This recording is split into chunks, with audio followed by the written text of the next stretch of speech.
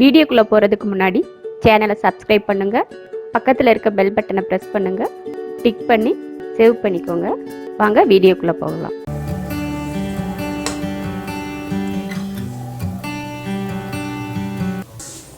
Lemon juice போட போகிறோம்.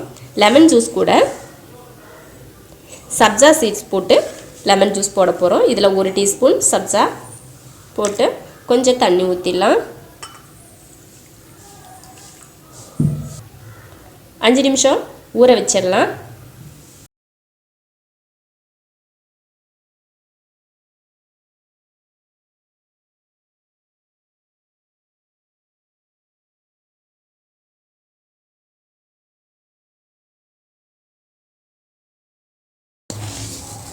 சர்க்கரை போட்டுடலாம். 3 ஸ்பூன் சர்க்கரை போட்டிருக்கேன்.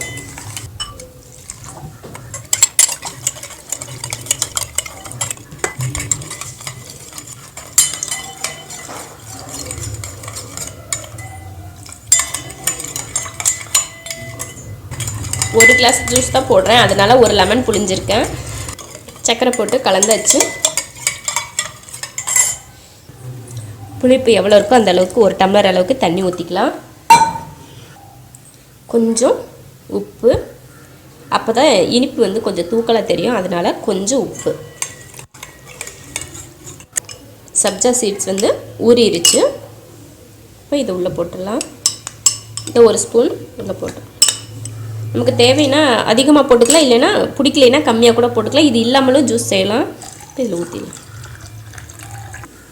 இதில் ஐஸ் க்யூப் சேர்த்துடலாம். ஜூஸ் ரெடி ஆயிடுச்சு. இதில் கொஞ்சம் லெமன் வச்சிடலாம்.